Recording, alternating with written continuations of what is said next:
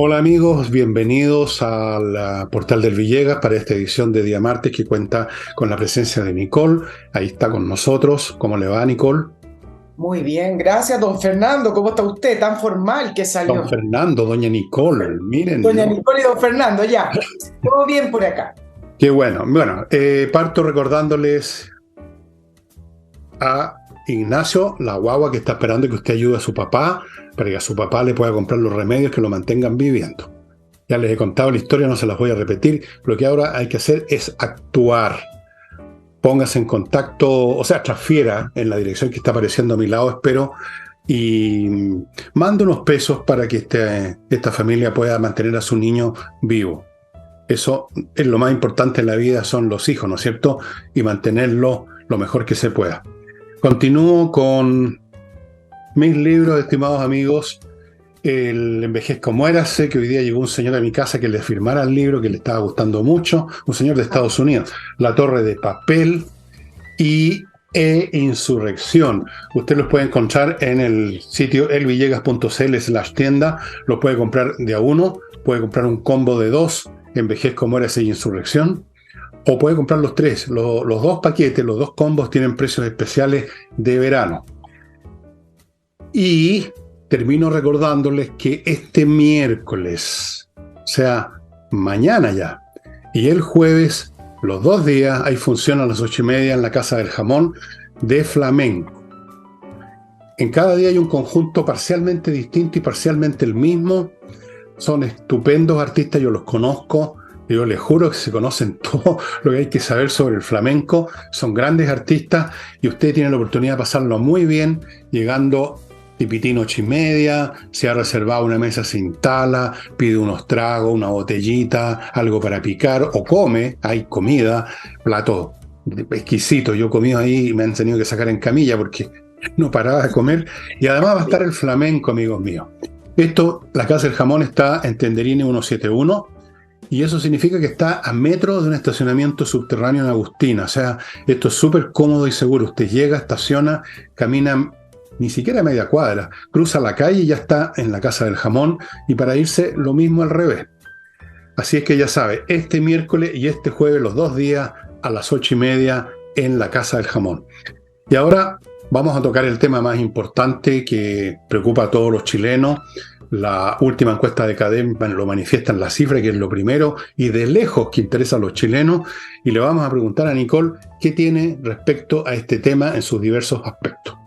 Sí, bueno, es un tema transversal quizás en el programa, no, nos van a disculpar a lo mejor los auditores, pero la verdad es que se refleja en tantos temas y en tantos aspectos. Y veamos la parte política primero, en qué está pasando, en qué está la ley Naim Retamal, que pareciera ser el emblema. Yo no sé si en su contenido, porque he leído varios abogados, y uno puede a lo mejor discutir algunos aspectos de su contenido. Yo no sé si su contenido es todo lo que necesita Carabineros para salir a las calles de una manera segura y poder aplicar el orden público, es decir, usar su arma en caso de ser necesario. Pero del punto de vista ya simbólico, la ley Naim Retamal se convirtió en quienes apoyan a Carabineros apoyan esa ley, y quienes no apoyan a Carabineros o relativizan el apoyo a Carabineros no apoyan esa ley. Se va a votar el martes o el miércoles en el Senado. Pero el punto político es el siguiente, y acá, Fernando, ya entramos a analizar. Pasó lo que dijimos que iba a pasar, pasó lo que sabíamos que iba a pasar y lo que se dijo que iba a pasar. Para el gobierno, legislar asuntos en seguridad, asuntos concretos, significa ahondar las diferencias que tiene entre sus coaliciones, significa ahondar también las diferencias que tiene en mirada y en la manera de afrontar este tema con respecto a lo que está pidiendo la ciudadanía. La propia coalición del gobierno en la votación en la Cámara de Diputados no siguió al gobierno, es así de simple, y un gobierno sin coalición no puede gobernar. Yo sé que Fernando podría decir gobernar, me puede preguntar, pero bueno, pongamos la palabra gobernar para poder entender este análisis. El Partido Socialista terminó molesto. ¿Por qué? Porque votó a favor de la ley Naim Retamal, a renglón seguido. El gobierno sale con las indicaciones, esas indicaciones son las que se van a a votar en el Senado, indicaciones además junto con palabras como la ley del gatillo fácil, algo que molestó al Partido Socialista, y dicen, a ver, momentito, el gobierno salió a pedirme que votara voto a favor de una ley apoyada por el gobierno, pero resulta que el gobierno después no apoya la ley. Entonces el Partido Socialista se molestó. ¿Cuáles fueron las declaraciones desde el Frente Amplio y el Partido Comunista? Y acá es donde uno ve esa gran diferencia de mirada con respecto a la seguridad, y se llenaban la boca todo este tiempo de la mesa transversal, de apoyamos la seguridad, pero acá tenemos algo concreto. Y entonces, ¿qué dijo, por ejemplo, el senador Latorre, el senador de Revolución Democrática, que dice que ellos no descartan ir al Tribunal Constitucional si es que la ley sale tal cual es? ¿Qué es lo que dijo, por ejemplo, el alcalde Bodanovich, el alcalde de Maipú, con respecto a esta ley? Estamos creando un Estado policial. ¿Qué dijo el Partido Comunista? No vamos a apoyar la ley Retamal. Lo dijo Guillermo Tellier el fin de semana en una entrevista a Radio Nuevo Mundo. Entonces, estamos viendo en gloria y majestad por qué el gobierno, a la hora real de sentarse a la mesa a legislar, para poder darle atribuciones a las policías para de esa manera empezar a controlar el orden público, no puede, porque su coalición no lo acompaña en esta línea.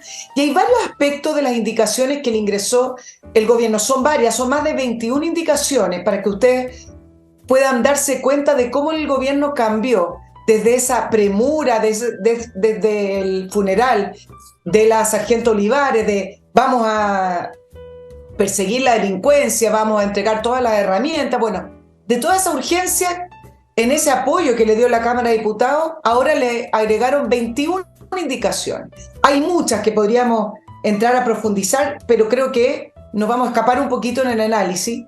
Pero sí quiero hacer notar una que levantó la abogada Nubia Vivanco, que es una abogada que yo entrevisté en mi programa, Fernando, tú la mencionaste, y que ha estado en la defensa de Carabineros después de la insurrección de octubre del año 2019. Y sobre esto dice que una de las indicaciones hay que leerla bien, porque implicaría que el gobierno expresamente está señalando que esta ley no puede ser usada por carabineros juzgados y condenados por por octubre del año 2019. Esto significa, lo que explicó la abogada, que no se puede aplicar el principio pro reo, que es un principio internacional, un principio que significa que al final vendría siendo una especie de indulto o una especie de borrón para aquellos carabineros, en el caso que sea propicio, fueron juzgados y condenados por la insurrección del año 2019 por apremio ilegítimo, por intento de homicidio calificado, que son algunas de la trama judicial que se le ha aplicado a los carabineros. Un caso emblemático es Maturana, decía Nubia Vivanco. Bueno, y entonces, en este panorama general que les estoy describiendo, se ha estado desplegando una agenda que voy a analizar después contigo, Fernando, pero quizás lo podríamos decir, llegó la artillería. ¿Y cuál es la artillería? La ONU. ¿Qué pasó con la ONU? El alto comisionado de la defensa de los derechos humanos de la ONU, es decir, quien sustituyó a Michelle Bachelet, dijo que esta ley promueve la impunidad, no se ajusta a los derechos humanos internacionales. Yo consulté a abogados, me dicen que es así de simple. Simplemente no es así, hay cosas que le faltan a la ley, hay cosas que hay que ajustar en la ley, pero a grosso modo no es así. Entonces, ¿qué podría uno decir? Que aquí la izquierda y yo creo que también la figura de Michelle Bachelet, que está muy involucrada en este gobierno, pidiendo a sus amigos que vengan a levantar argumentos para rechazar. Entonces, ¿qué puede decir la izquierda? O el propio gobierno, si quieren. No somos nosotros, es la ONU. Pero después ya quiero comentarles algo acerca de la ONU. Fernando. Un momentito. Ok. Estaba resolviendo un pequeño tema. Bueno, ¿qué les dije ayer? ¿Qué les dije anteayer? ¿Qué les he dicho anteayer? ¿Qué les he dicho siempre? ¿Qué les hemos dicho con Nicole? Que la izquierda es incapaz de hacer nada concreto y que todo se limita a una comedia. En el momento en que el problema está ardiendo, entonces Aparece Boris haciendo sus comedias habituales porque es un comediante, digamos groseramente comediante, y toda la izquierda extrema, no sé si comediante o no, se oponen a toda medida, lo que dijo Tellier, lo que hacen en las votaciones. Eso es. Eso es. La pregunta que me hago, fíjate, Nicole, ¿qué va a pasar en este país? Y esto es inevitable que suceda, dada la situación que vivimos, con el próximo gran hecho de sangre. El próximo policía que sea asesinado. O la próxima familia que sufra un desastre espantoso. A ver qué comedia va a hacer en ese momento el gobierno. ¿Qué va a decir el señor que nos avisa que va a mover cielo, mar y tierra? O que va a mover toda la fuerza del Estado. ¿Qué van a hacer los señores del Partido Comunista y del Frente Amplio? Y fíjate qué curioso el señor Latorre, va a recurrir al Tribunal Constitucional. No era un organismo que había que destruir porque era una reliquia del pinochetismo. No era un organismo que estaba ahí para parar las iniciativas y las, qué sé yo, del pueblo. Y ahora corren porque parece que de algún modo lograron intervenir ese tribunal, como lo vimos en la votación anterior del tema de los indultos. Parece que ya tienen algún control, parece, digo yo, y se sienten un poco más confiados que ahora ya no es un organismo del pinochetismo, sino que es un organismo que los puede favorecer. Pero, dejando eso de lado, no se puede esperar nada de esta gente en materia de seguridad, es imposible. Lo he dicho en todos los tonos, es imposible. Van a encontrar siempre una forma. ¿Cuántas indicaciones? 27 del gobierno. El mismo gobierno que con una mano aparece firmando o escribiendo algo, la borra con la otra. Su coalición. Entonces, la otra pregunta es, ¿hasta cuándo el Partido Socialista y los otros partidos o movimientos de la llamada izquierda democrática van a seguir prestándose para esta comedia y van a seguir considerándose socios o apoyadores, no sé, en todo caso promotores del gobierno de Boric? ¿Qué crees tú? Porque esto tiene que tener un límite en algún momento, si esto no se va a repetir indefinidamente. De hecho, esta última semana o dos, con el tema de los carabineros, acrecentó una tensión que venía de antes con otros hechos policiales. Esto no va a parar aquí. Vamos a tener otros hechos, y ahí la pregunta es de nuevo, ¿qué va a hacer el gobierno? ¿Qué van a hacer las instituciones de orden? ¿Qué va a hacer el público? Que ve que se lo pasan por el forro los pantalones una y otra vez. ¿Qué va a hacer el Partido Socialista, la Democracia Cristiana, el PPD?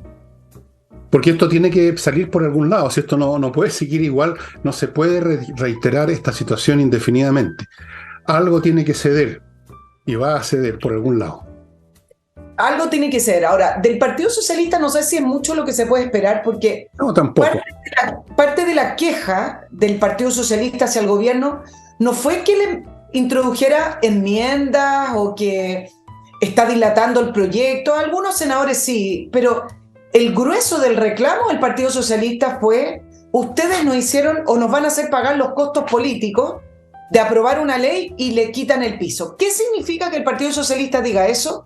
Significa que ustedes me van a hacer pagar los costos con mi electorado. Entonces, si uno quisiera entender lo que le está diciendo, entonces, ¿cuál es el electorado del Partido Socialista? Las barras bravas, la izquierda extrema, los movimientos sociales. Yo creo que en eso el Partido Socialista también demuestra, no sé si cierto extravío con respecto a dónde está su votante, sino también demuestra hacia dónde va el Partido Socialista. ¿Te acuerdas cuando hablábamos del socialismo democrático en el gobierno y hablaban del avance? Y esto lo repito un montón yo, pero es que a mí me parece que es relevante. El Partido Socialista en pleno no es el que está avanzando en el gobierno. Avanzó el bacheletismo. Y si nosotros revisamos los gobiernos de Michelle Bachelet, ¿qué fue ese gobierno? No fue, claro, era socialdemócrata, era la exconcertación y en su momento la nueva mayoría que ingresó el Partido Comunista.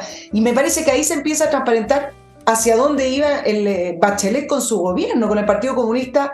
Pero y sí, también para alimentar el piso, poniendo en ciertos cargos a los jóvenes del Frente Amplio. Entonces, yo no sé si del Partido Socialista se puede esperar mucho. No, yo no espero mucho, digo nomás que alguna cosa tienen un poco más de espacio de libertad, por último, porque están preocupados por el electorado. Entre paréntesis, Bachelet no es socialista, es comunista. Si eso de socialista fue una chapa que se puso cuando volvió al país, porque era más digerible que comunista en ese momento. Bueno, sigue siendo indigerible comunista, pero ahora, bueno, es otra la situación. La señora Bachelet es comunista. Se crió intelectualmente, si así podemos definirlo, en la República Democrática Alemana, que era una república nada democrática, era una república comunista. Es comunista, lo ha demostrado en todo lo que hace, lo que dijo, incluso lo que hizo en la Oficina de los Derechos Humanos, que fue vergonzoso. La sacaron, de hecho, la echaron. No salió por su cuenta, porque no quiero ir de nuevo a la reelección. La echaron. Señores y señoras, la echaron. La echaron. No había elección, si esa es la verdad, no tenía los votos para la reelección. La echaron por haber sido más interesada en estar bien con Xi Jinping, con Maduro, que cumpliendo su pega. Eso es. Ahora, y, espérate un poquitito. Déjame ir a mi primer bloque y luego usted continúa con todo lo que tenga. Amigos, amigas. Came. No, estoy rezando, creo que sí, no me acuerdo ni cómo se llama. Bueno, ya se me olvidó. Came ERP, estimados, es un software financiero que tiene todos los aspectos, lo administrativo, lo contable, etcétera, ideal para empresas de todos los rubros, desde una panadería hasta una automotora, de todos los tamaños, desde un negocio pequeño a uno grande, para organizar su situación financiera, saber si está perdiendo, ganando plata, cuánto le deben los clientes, facturación electrónica, integrarse con el servicio de impuesto interno, procesar remuneraciones, revisar los stocks físicos de la empresa. Todo, estimado amigo, es un cerebro completo que funciona a las mil maravillas. Se implementan 2 horas nada más y hay planes desde 12 UF al año, o sea, una al mes, nada. Came.cl. Entre al sitio y vea lo que pueden hacer por su negocio estos desarrolladores de software de Came ERP. Y saludo a un nuevo auspiciador de este programa que se llama Maxa, con 2X, Maxa. ¿Qué es lo que es Maxa? Es una empresa con más de 10 años de antigüedad, más de 35.000 clientes y cobertura en todo el país, que ofrece muchos productos para las pymes para ordenar sus finanzas, ayudarlas a crecer, pero centrándose en lo siguiente: el termómetro financiero Maxa, para conocer su estado de salud financiero y tributario a través de la información contenida en el Servicio de Impuestos Internos, para eventuales solicitudes de crédito o para saber dónde poner énfasis. Voy a contarles un poco más, por ser este el primer aviso, para medir la capacidad de crecimiento y endeudamiento que tiene su empresa, para diagnosticar su situación tributaria en tiempo real, ojo, para entregar advertencias sobre riesgos, para entender cómo ven terceros, o sea, proveedores, bancos, inversionistas, a su empresa y mucho más. ¿Cómo obtener esto? Visite el sitio Maxa, que usted está viendo en pantalla. Se dirige a la sección del termómetro financiero, ingresa un par de datos que le van a pedir de su empresa y Liz Taylor, amigo, en solo 60 segundos le va a llegar gratis a su correo. Fuera de eso, Maxa ofrece créditos a las pymes de manera muy rápida y online. Maxa. Entren ahí y vean más detalles, porque si se los doy todo, entonces el programa se acaba aquí mismo. Maxa, amigos. Continúo con Edifito, el software para administrar edificios de manera integral en todos los aspectos. La administración de un edificio abarca temas físicos, contables, de personal, un montón de cosas, como un barco. Pregúntenle al capitán Nemo, que soy yo. Es un barco que no navega, que está inmóvil. Tiene muchos aspectos y requiere un buen software para que no hayan problemas. Este software de Edifito está en miles de edificios en toda América Latina, no es por casualidad. Y otro nuevo auspiciador de este programa, algunos se van y otros llegan, como ustedes ven. KC Consulting. KC Consulting. Contabilidad al día y ordenada, asesores tributarios y laborales al día con la normativa. Le llevan a cabo una contabilidad completa, preparan sus estados financieros, le hacen el balance. Todo esto es contabilidad, como ustedes ven. Le hacen la declaración de impuestos personales y de empresas, planifican su tema tributario, automatizan los reportes y los dashboards, no me pregunten qué es eso, kcconsulting.cl. Ustedes ven que hay un amplio repertorio de posibilidades para organizar bien su empresa, estimado amigo. Varias de estas cosas se complementan unas con otras y pasaron los tiempos en que uno podía manejar una empresa con papel y lápiz como hacía vuestro servidor para gran daño mío. Ahora ya no. Y ahora volvemos con Nicole. Sí, mira, con respecto al tema de la ONU, que nos da para hablar muchísimo, solo decir que me parece tan contradictorio que aquellos que han tenido en su programa de gobierno soberanía alimentaria, que no querían firmar tratados de libre comercio porque se perdía soberanía, y soberanía acá y soberanía allá.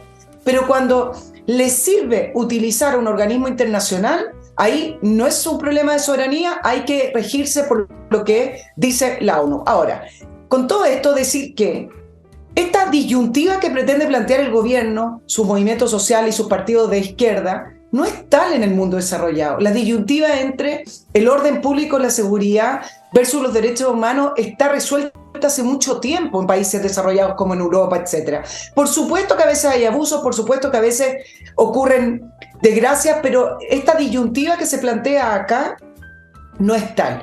¿Y por qué? Porque durante muchos años en Chile se logró ingresar a través de leyes la agenda completa de ciertos organismos internacionales. Cuando se habla de la ONU, no es la ONU como ONU, sino que su organismo satélite, sus organizaciones satélites, su ONG, su fundación.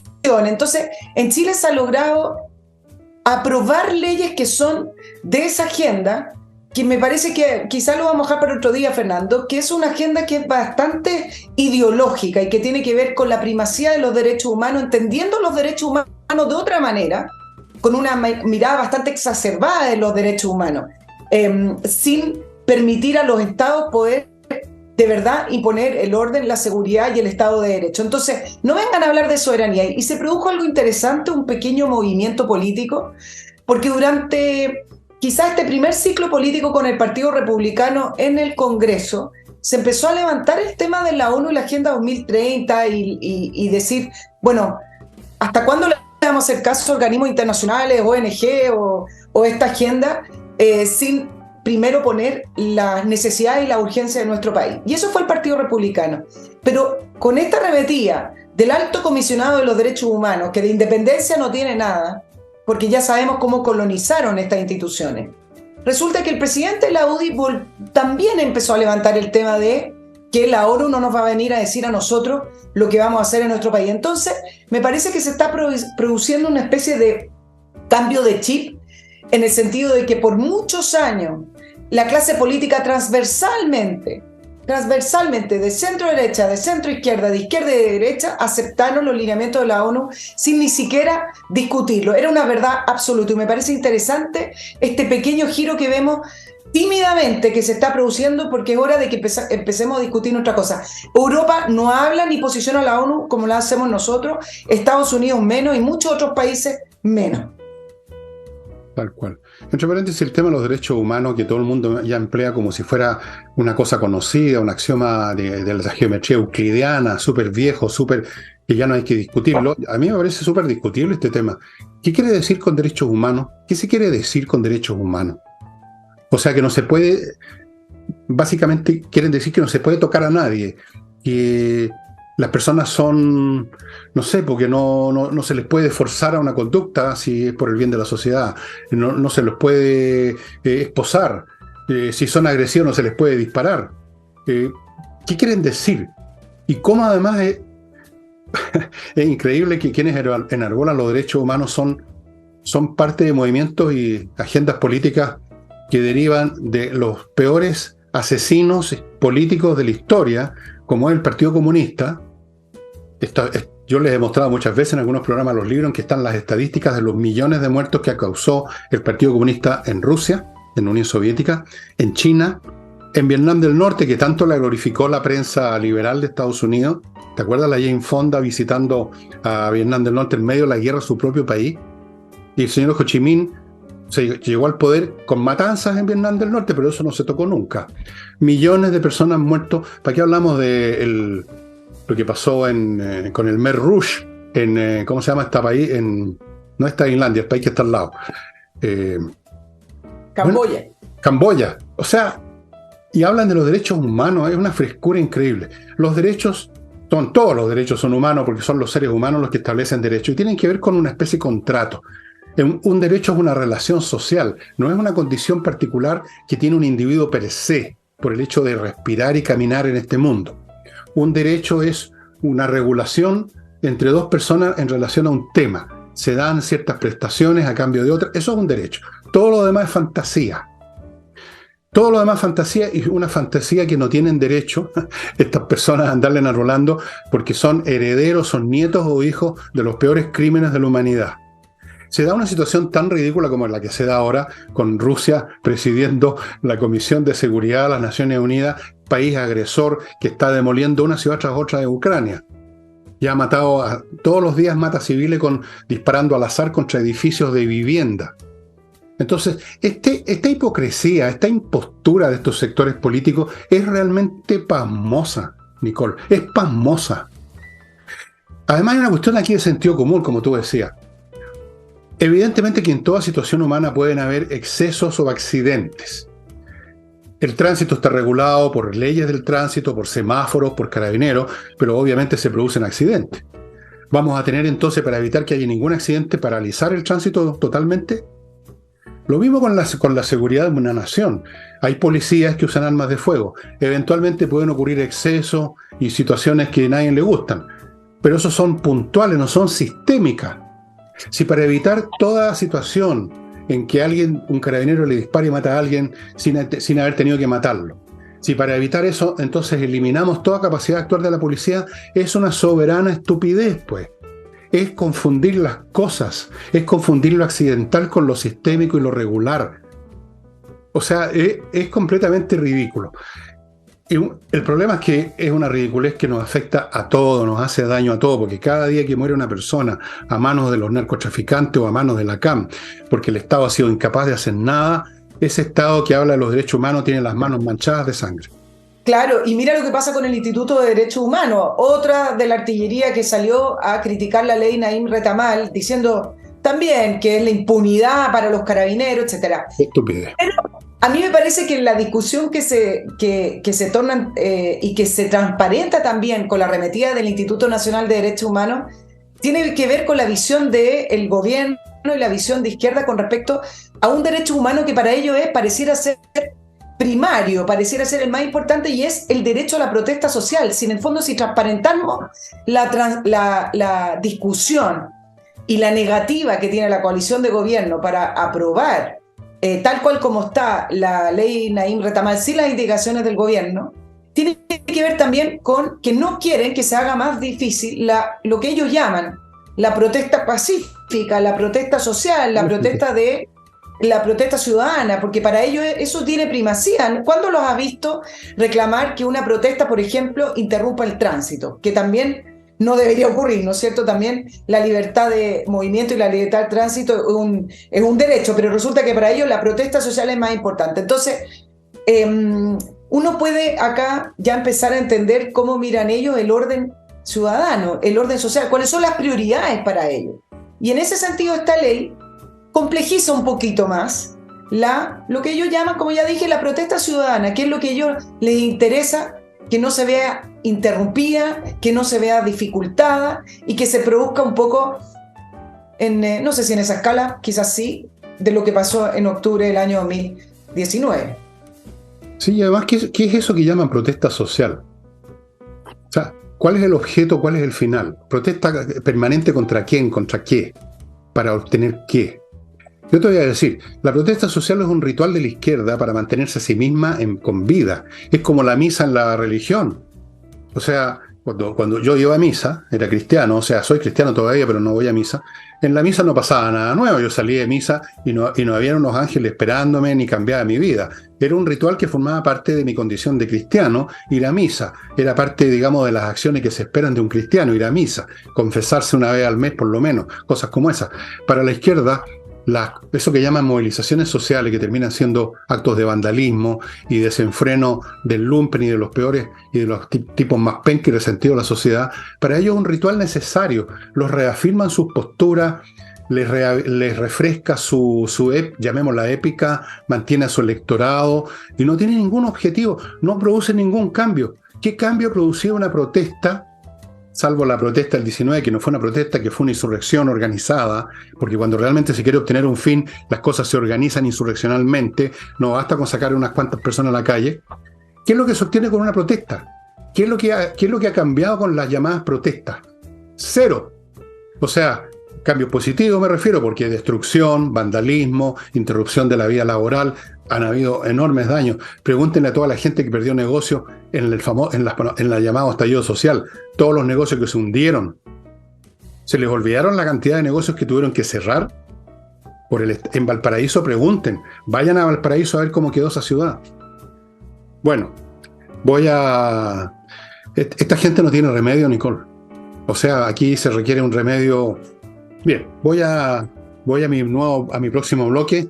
Edisur, una editorial chilena que edita títulos de importancia nacional e internacional con precios muy adecuados, libros bien hechos, y con esta novedad que ya les he mostrado y les voy a seguir mostrando, de libros que ustedes imprimen a la orden, libros que no están en librerías, que no se editan hace mucho tiempo, como este que lo tengo acá. Lo vendo en 400 lucas porque es único. No, Sherlock Holmes, Memorias de Sherlock Holmes. Uno lo manda a exprimir y te imprimen el ejemplar. Por supuesto hay otros títulos aparte de esto. Eso es una novedad absoluta. En Chile la tiene edisur.cl. Vaya, entre paréntesis, a la librería de ellos que está en compañía 1025. Continúo con AutoWolf, la empresa que va a su casa a arreglar la carrocería de ese automóvil y la tiene lista en un día frente a sus ojos. Ahora, si la carrocería está en demasiado mal estado, como ocurría con mi auto, se lo llevan, pero se toma 3-4 días y listo, no semanas y semanas y semanas, y el trabajo es excelente, se los puedo decir por experiencia absolutamente personal. Un día de estos les voy a mostrar las fotos, si es que me animo a sacarle fotos a mi auto, cosa que no me interesa mucho. Autowolf.cl. Ya saben que los autos me importan un huevo.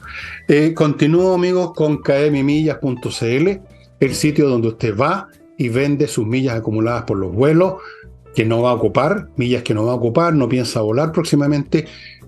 Y ojo que las empresas las borran, de repente las borran y usted se queda con 0 millas. Antes que eso pase, vaya a KM Millas y véndalas a buen precio. Continuamos con Nicole. Oye, mientras estamos grabando el programa, bueno, se está discutiendo en la Comisión de Seguridad del Senado la ley Naim Retamal, y en este minuto esa comisión rechazó una de las indicaciones clave del gobierno, y al parecer los ministros se retiraron bastante molestos, para que ustedes vean y entiendan la tónica en la cual se está discutiendo. Es decir, el gobierno dice que quiere seguridad, pero al final, si no le aprueban, por lo menos la comisión, sus indicaciones que pone una ley, deja una ley bastante más debilitada, bueno, ahí se retiran molestos. Y para hacer el cuadro completo de cómo se está moviendo el gobierno, bueno, el presidente Boric tenía que hacer algo, ¿no? Porque tanto que ha hablado de seguridad y tanto que ha apoyado Carabineros y seguridad y Carabineros, parece que fue mucho, y entonces aceleraron los 50 años del golpe. ¿Qué más podía mostrar para calmar a su gente? Y el domingo estuvo ya inaugurando con logo y lema Memoria, Democracia y Futuro, haciendo distintas actividades para poder recordar una vez más el tema del golpe militar, todo con una puesta en escena, todo recordando constantemente el tema de las violaciones de los derechos humanos durante el golpe militar y la dictadura cívico-militar, como lo ha estado reiterando, y tiene planes para esto. Esto no solamente va a ser una puesta en escena. Por ejemplo, se refirió a que todavía hay detenidos desaparecidos, y para eso vamos a activar este gran plan de búsqueda. Van a empezar a desenterrar otra vez. Exacto. Este es un año para ponerle más fuerza a esa búsqueda, solo por los 50 años de la búsqueda y del golpe. Y dice, dentro de su discurso, algo que me parece que contradice y refleja que está yendo en dirección contraria al presidente, porque dice: ¿Saben que más del 70% de la población actual de Chile no había nacido para el golpe militar? ¿Qué significa eso? Incluido él. Incluido los 50 años del golpe debería ser con una mirada a futuro, debería ser una conmemoración, un recuerdo en la fecha. ¿Por qué tiene que ser una conmemoración del año completo? ¿Por qué tiene que ser porque viven de eso, el gobierno del año? Porque y mira lo que... Claro, y para terminar, Fernando, hoy día estuve revisando las redes sociales de Camila Vallejo y ha estado todo el día levantando videos para nunca olvidar, con el bombardeo a la moneda, gente llorando, gente con los brazos arriba con armamento apuntándole, porque nunca hay que olvidar. Eso no es una mirada de futuro, pero bueno, tiene esta cartita para decirle a su gente: no, si de ustedes no me he olvidado, porque soy de ustedes, no soy de los otros. ¿Qué otra cosa pueden hacer esta gente tan incompetente y tan deficitaria intelectualmente? Además, lo de ellos es una religión. Pues todas las religiones, perdonen los cristianos, pero yo conozco bien esa religión porque me crié en un colegio cristiano, etcétera, etcétera, etcétera. Bueno, viven en el pasado. La resurrección, el ascenso de la Virgen, cosas que supuestamente ocurrieron hace miles de años, si es que ocurrieron, vamos a suponer que ocurrieron. Siempre hacia atrás, los mártires. Todos los mártires y los santos que ustedes recuerdan son personas que supuestamente las mataron en alguna persecución del Imperio Romano hace más o menos casi 2000 años. Entonces, ¿qué mirada a futuro le puedes pedir a una religión? Y lo de ellos es una religión. Y viven de eso, no tienen otra cosa. Son intelectualmente muy penquitas en general, y los incluyo a todos de arriba para abajo. Entonces, lo que les enseñaron a los 12, 13 años, el devocionario que les metieron, nunca más lo revisaron, nunca más lo pensaron, se quedaron ahí pegados, no les dio para más el mate. A eso se unieron conveniencias prácticas, ¿no es cierto?, hacer carrerita política, subirse a un cajón azucarero a vociferar ante un gurú, un curso, luego te escalaste posiciones, llegaste a una alcaldía, después hasta llegaste a La Moneda. Entonces hay una cuestión de conveniencia, hay una cuestión de sociabilidad, tú vives en ese mundo con otros por el estilo. Entonces tú nunca los vas a sacar de eso, no hay otra cosa que puedan hacer. ¿Qué agenda de futuro, dime tú, podría tener el Partido Comunista que vive caminando, mirando para atrás? ¿Qué agenda podría tener la señora Vallejo, que es comunista? Y repitiendo siempre las mismas tonterías de siempre. ¿Qué agenda futuro? ¿Qué futuro? Lo que tienen es eso que se llama una aporía o un quiliasmo. Es algo así como la segunda venida de Jesucristo, una cuestión épica que va a pasar en un momento indeterminado cuando llegue el comunismo, pero no está claro cuándo va a llegar el comunismo, cómo va a llegar Jesucristo, si en un avión, va a descender del cielo. La misma cosa. Es algo que no tiene concreción material, operativa, nada. Es un cuento religioso, pero además un cuento religioso sin Dios, lo cual lo hace particularmente estúpido, porque por último las religiones tienen un Dios, tienen una trascendencia, tienen un valor metafísico, tienen un interés incluso. Es interesante una religión por ese lado, plantea las preguntas más importantes, pero una religión que no tiene Dios, que no tiene otro Dios que los personajes miserables que llegan al liderato en un momento dado, como los leninos, los Stalin, que además eran criminales en serie, es realmente una caricatura de religión. Y lo hace más torpe y lo hace más criminal también. Los regímenes más criminales que ha tenido la historia política e ideológica de la historia son los regímenes comunistas o cercanos al comunismo. Eso es un hecho histórico que usted lo puede verificar en cualquier libro, señora, señor. Así es. Ahora, hay un estudio que es tremendamente interesante porque nos muestra hacia dónde estamos caminando con el tema de la inseguridad y la criminalidad en Chile, porque gratuito no es. Y hay una dinámica mundial que creo que se da en este continente especialmente. Mira, hay un estudio que hizo el panel de expertos del Centro de Estudios Internacionales de la Universidad Católica junto al Mercurio, donde se le preguntaba a los expertos acerca de esta dicotomía entre democracia y seguridad y Estado de Derecho. Ahora, ¿por qué se le preguntó a estos expertos? Porque vienen hace muchos años las encuestas, no solamente a nivel nacional, sino que también a nivel internacional, arrojando crecientemente que los ciudadanos están dispuestos a sacrificar la democracia por el orden y prosperidad y se muestran indiferentes al régimen político, es decir, a la democracia. Y, por supuesto, todos los expertos dicen, bueno, esto tiene una deriva autoritaria, esto finalmente termina, empieza quizás con el control del orden público, la seguridad, pero suele terminar mal, suele terminar en un autoritarismo. Y los expertos plantearon en este estudio que para enfrentar la criminalidad es importante respetar y entender cuándo se está pasando a llevar el marco constitucional de cada país. Por ejemplo, te voy a dar el ejemplo de El Salvador, porque a esto lo voy a juntar con otra encuesta, porque el fenómeno es tremendamente atractivo para poder analizarlo. El Salvador lleva un año con estado de excepción donde la gente no tiene aseguradas sus garantías constitucionales. En la última encuesta CADEM en Chile se preguntó acerca de la imagen de 12 presidentes latinoamericanos. Para que ustedes sepan, Bukele salió en el primer lugar con imagen positiva, con un 67% de apoyo, y Maduro, por el contrario, fue el último presidente en esa lista con un 94% de imagen negativa o de rechazo.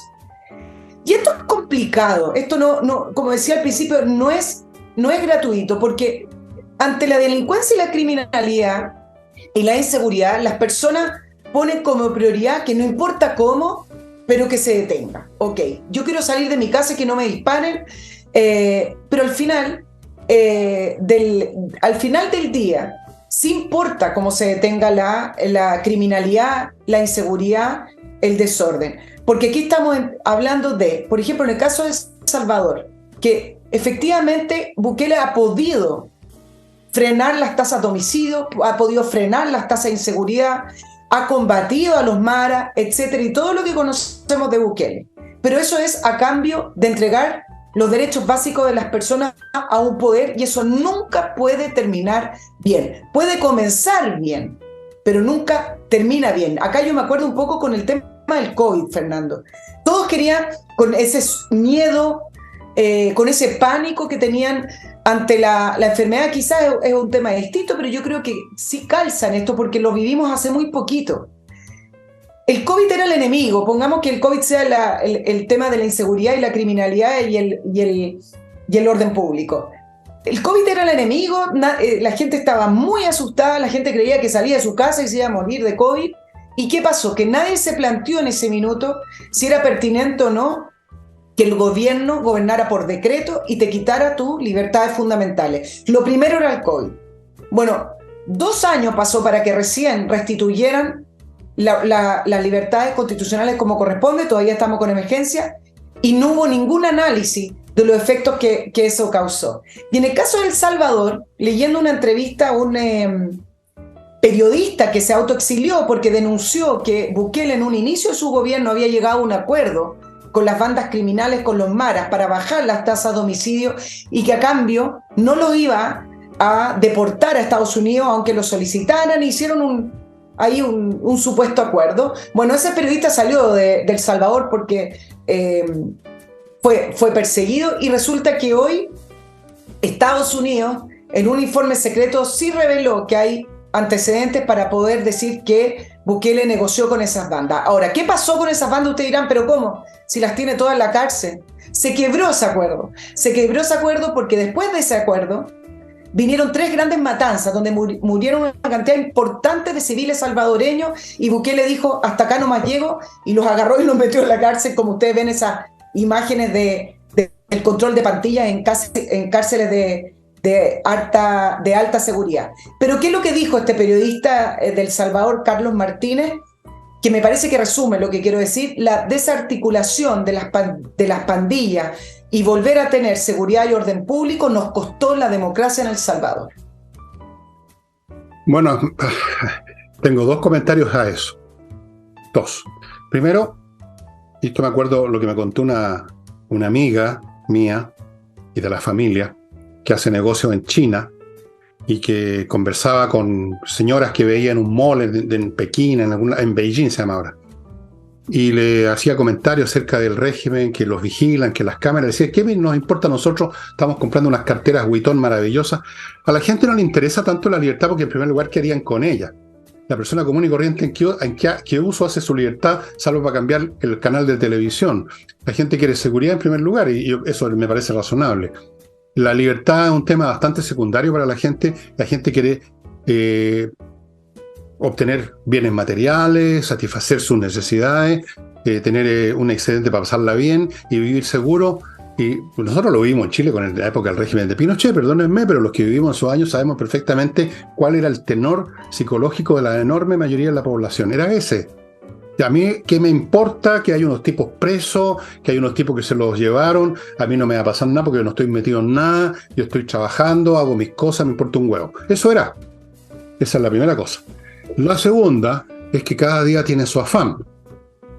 En un momento dado tenemos un problema de seguridad feroz y hay que usar los métodos que sean. Ya se verá más adelante cómo resolver el problema de que el régimen está empezando a convertirse en autoritario.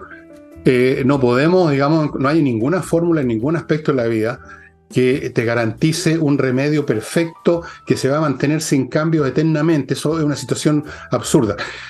Hoy en día tenemos un problema de seguridad y hay que enfrentarlo con los medios que sean. Una vez que el problema se empieza a resolver, los mecanismos solos se van a empezar a disolver, como lo vimos con el COVID, pues. Con el COVID, la cosa empezó a decaer, el miedo de la gente, y ya no andan unos cuantos viejos lesos, no andan con la mascarilla puesta, porque la mayor parte de la gente no lo hace y se vive normalmente. Entonces, ok, hay un peligro, pero primero enfrentemos el peligro número uno. El peligro número uno es que el país está con problemas de seguridad. Cuando llega una persona a la posta central con una herida de bala y se está desangrando, se va inmediatamente a curar la herida y no se ponen a pensar que a lo mejor el remedio que le están dando le va a causar un problema hepático en un mes más. Eso es un concepto absurdo. Ya se verán un mes más que se hacen los problemas hepáticos, mientras tanto hay que salvarle la vida. Y eso es lo que hizo Bukele en Salvador. Y cuando llegue el momento en los que los salvadoreños verán manera de resolver, si es que lo quieren hacer, el problema Bukele. Pero mientras tanto, el problema eran los maras. Eso es. Aquí yo mismo aplico el mismo concepto para Chile. No estoy llamando un Bukele, estoy diciendo que primero veamos los problemas urgentes y graves y no empecemos a preocuparnos en lo que va a pasar en un año o en 5, porque ese es un problema de un año o 5 y ahí también se tendrá que enfrentar y vamos a estar siempre enfrentando problemas y teniendo que resolverlos en el corto plazo, que es el plazo dentro del cual vivimos. No vivimos en el largo plazo. Así que esas preocupaciones de esas personas me parecen, digamos, irrelevantes, para serte franco. Serán muy académicos, pero me parece que su planteo es irrelevante, es pedante incluso. No, yo en esto estoy en desacuerdo. Yo creo que cuando uno es capaz de entregar esas facultades al poder, uno ahí se está casando con el diablo. Yo creo que es muy rápido entrar en un régimen autoritario sin que uno se dé cuenta. Porque en el caso de Bukele, efectivamente, ya van a venir las elecciones, ya íbamos a ver, pero en el caso de Bukele, que lleva un año de estado de excepción, resulta que mientras todos están preocupados y le aplauden la lucha contra la inseguridad, ha hecho reformas a través de decretos, ha hecho reformas importantes al sistema político, que a la gente no le importa ahora, pero cuando vengan las elecciones, o si se quiere perpetuar en el poder, le va a importar. Bueno, entonces, veamos qué me parece que esa simplemente es una mirada de alerta en decir que cuando las cosas no se controlan a tiempo, es decir, este gobierno uno no espera mucho, pero por lo menos hay un Congreso que funciona y espero que tengan la seriedad y la responsabilidad para aprobar las leyes que sean necesarias para restablecer el orden público. Pero si no lo hacen, resulta que sí va a venir un candidato a prometer, y quizás lo va a hacer, pero el camino que se está pavimentando es muy malo. Puede ser, pero ya se verá al final de ese camino. Mientras tanto hay que resolver los temas del presente. Si los salvadoreños de forma mayoritaria apoyan a Bukele, ¿qué podéis decir a eso tú? Ellos sabrán mejor que uno como las situaciones que han estado viviendo en su país. Y saben que el remedio, como todo remedio, puede causar, como llaman, externalidades, puede tener malos efectos negativos, hasta una aspirina. Pero en un momento dado tú te tomas la aspirina porque te duele la cabeza. No te pones a pensar que a lo mejor en un mes más te va a venir acidez al estómago. Yo creo que esos análisis, tienen un valor si tú quieres académico, pero desde el punto de vista de la inmediatez de la vida me parecen absolutamente irrelevantes ese tipo de análisis. Muy de académico esa cuestión. Cuidado, cuidado, que va a venir el autoritarismo. Sí, claro, puede ser, pero mientras tanto hay unos tipos maras que están matando gente. Hay que hacer algo al respecto. ¿No es cierto? Y voy a otro bloque, estimados amigos. Y entre paréntesis, en Chile vamos a eso, si es que no hace este gobierno, como está claro, no hace nada, el Congreso no hace nada y se dan vuelta. Bueno, ¿qué esperan? Después no lloren con la leche derramada, estimados amigos. Eso nomás les digo. No se pongan a llorar después cuando se den ciertas situaciones en este país. Exacto. Amigos, inviertanusa.cl, la compañía que le facilita sus inversiones en bienes inmobiliarios en Estados Unidos, primero presentándoles un portafolio repleto de opciones. Usted se va a poder regodear, comprar aquí, allá, en Minnesota, en Wyoming, en Idaho, en Florida, que le gusta tanto a algunas personas que yo conozco. Puede comprar playas, departamentos, centros comerciales, lo que sea. Primera cosa. Segundo, lo contactan con bancos norteamericanos, le abren cuentas en bancos norteamericanos, le consiguen créditos allá para hacer sus negocios. Tercero, le pueden conseguir una viceresidencia. Cuarto, cualquier problema que llegue a tener, ellos, aunque ya le vendieron a usted, van a estar con usted para resolverlo. Continúo con Patricia Stocker, que es un grupo de profesionales que lo encuentran en patriciastocker.com, que registra su marca comercial en Chile y en el extranjero, la renueva, la protege, todo para que usted viva tranquilo con su marca y que no esté dependiendo de un paracaidista, de un francotirador de las finanzas, que nos faltan, hay muchísimos. Algunos llegaron a las primeras magistraturas incluso. patriciastocker.com. Y remodeling, me dicen que se dice remodeling, yo pronuncio muy mal todos los idiomas que conozco, perdónenme, pero así es, ¿no?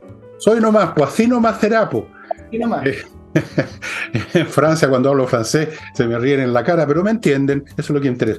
Remodeling, estimado amigo, una empresa que hace exactamente eso, remodela su casa, pisos, paredes, pintura, crear una mansarda o no, ampliar un jardín, disminuirlo, todo lo que es remodelar una casa para dejarla a su gusto, ya sea porque usted quiere vivir en esas nuevas condiciones o porque la está preparando para la venta. Remodeling funciona solo con expertos. Nada de pintores de brocha gorda, de maestros chasquilla que dejan la crema, nada de todo eso, amigo. Remodeling, póngase en contacto con ellos. Si estaba pensando en hacer algo que vale la pena, pintar la fachada completa a su casa, arreglar tal o cual cosa que está funcionando mal, que carpintería, remodeling. Quiero aclarar un punto por si acaso, porque aquí en nuestro país, que no brilla por su perspicacia, se suele entender mal si uno lo explica 8 veces. Yo no estoy pidiendo, ni llamando, ni deseando, ni clamando porque llegue un Bukele a Chile.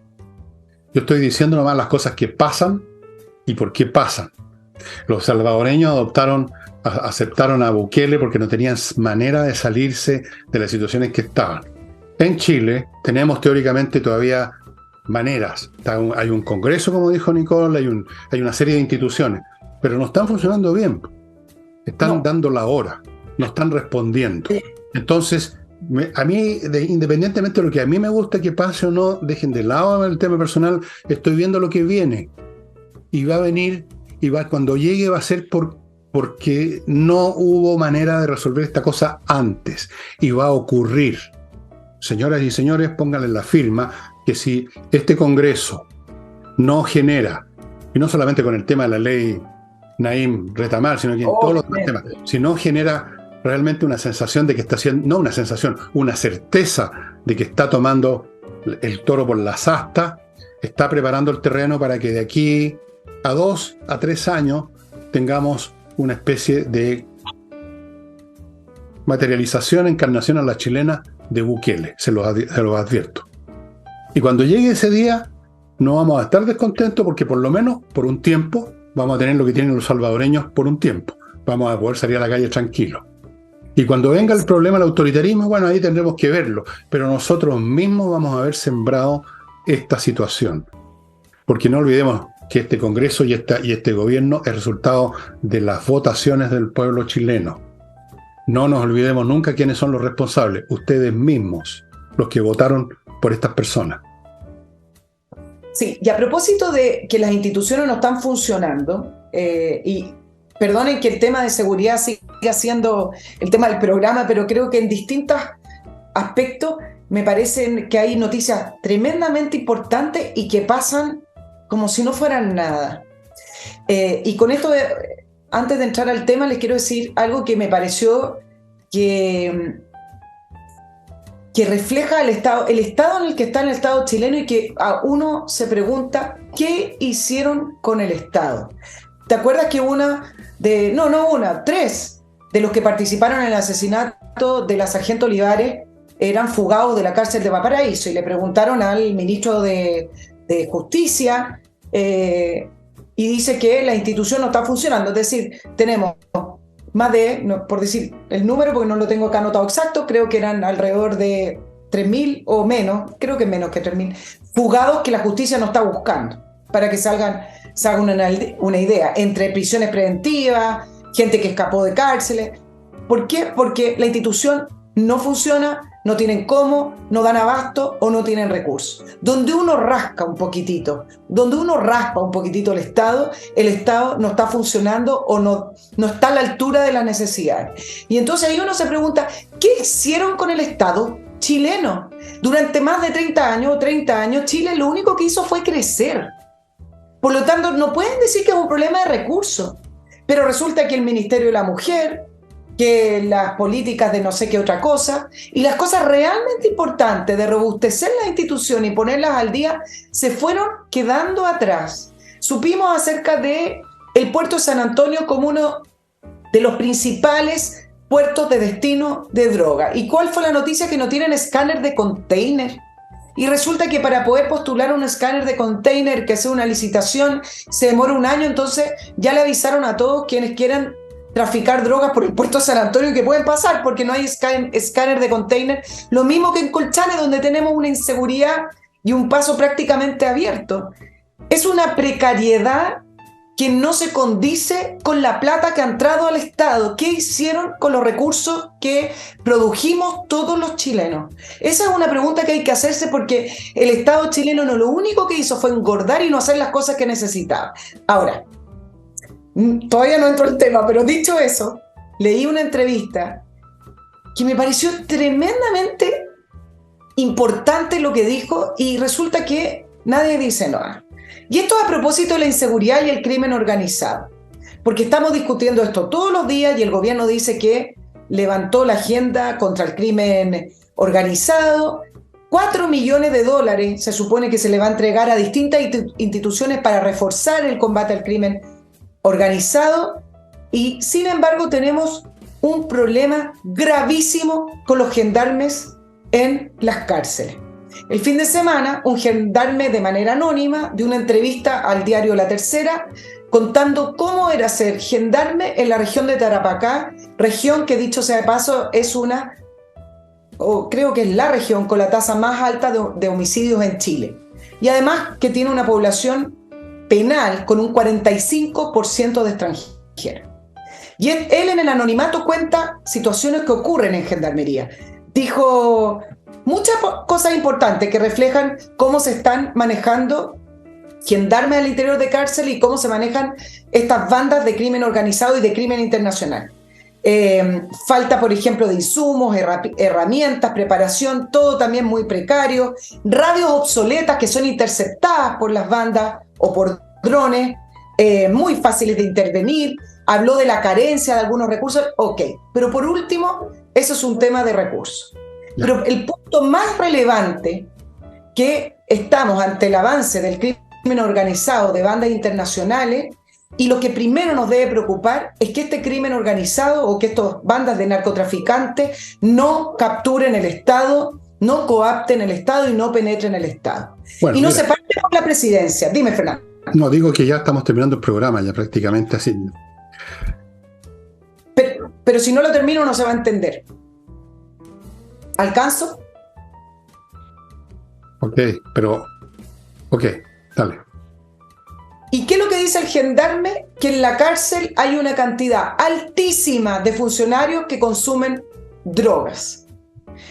Que en gendarmería no hay política establecida en relación al tema del consumo de droga, y que se le hace test de droga a los gendarmes una vez al año y es por una tómbola. Se consume cocaína, marihuana, tusi y nombró varias otras. Imagínense, voy a dejar de lado incluso el riesgo de manejar armamento, que es el armamento que manejan los gendarmes, con una persona que esté bajo los afectos de tusi o de la cocaína con alucinógenos. Pero esto es el camino a la corrupción directa con bandas de narcotraficantes que en un segundo a un gendarme que consume, lo coapta, lo corrompe y lo compra. ¿Así? Y este es el inicio de la coacción de las bandas criminales del narcotráfico en el Estado chileno. Y esta entrevista pasó, nadie responde. Hay una inacción tremenda. Bueno, pero es que lo que pasa es que no existe el Estado ya en Chile, literalmente. Existe una máquina para repartir pitutos. Casi siempre ha sido así, solo que se notaba menos. Era más pequeño, la economía era más pequeña, la gente todavía estaba más controlada por sus propias formaciones en colegios y familia, había un control social que funcionaba independientemente del Estado, hasta los delincuentes tenían reglas, digamos, distintas de comportamiento. Yo conocí ese Chile, yo lo viví. Pero eso se fue acumulando, el deterioro, la disfuncionalidad del Estado se va, como todos los procesos, se va acumulando hasta que llega un momento en que la descomposición salta a la luz como un furúnculo, como un grano que te sale en la piel. Y cuando se llega a ese estado, ya no tiene remedio. El gobierno mismo que tenemos es parte de ese proceso.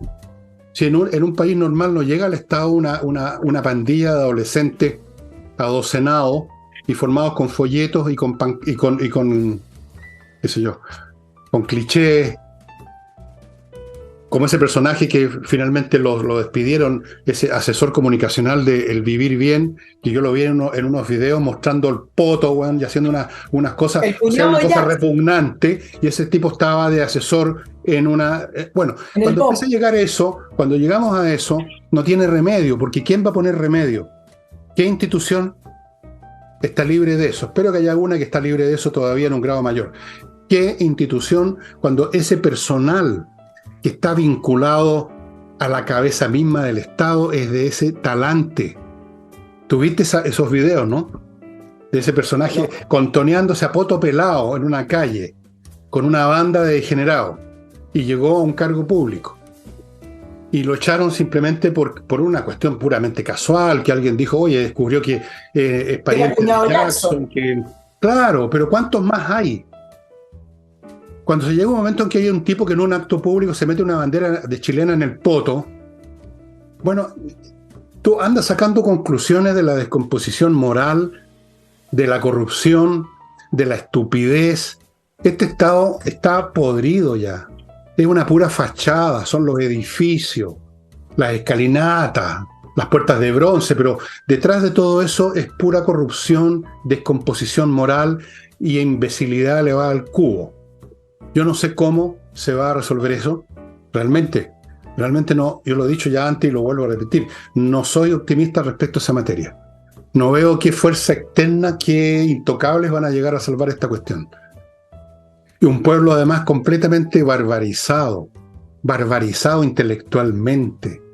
Un pueblo que, como uno lo detecta los viernes en la noche saliendo a las calles, está dedicado a escuchar el tun tun tun. Digamos, esto te parecerá anecdótico, pero es un pueblo barbarizado.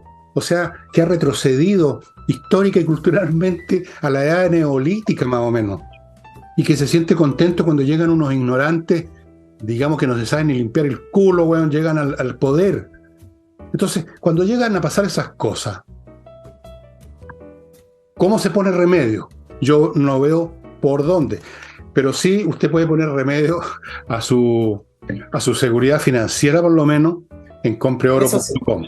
En .oro.com, donde puede comprar oro y plata, el metal precioso, en lingotes, en monedas, todos certificados por la Universidad Católica de una pureza del 99,99%. Estimado amigo, una manera de tener algo en sus manos, literalmente, que no se va a desvanecer, que no se lo van a chupar, que no va a desplomarse en una bolsa. Tenga oro y plata, compreoro.com.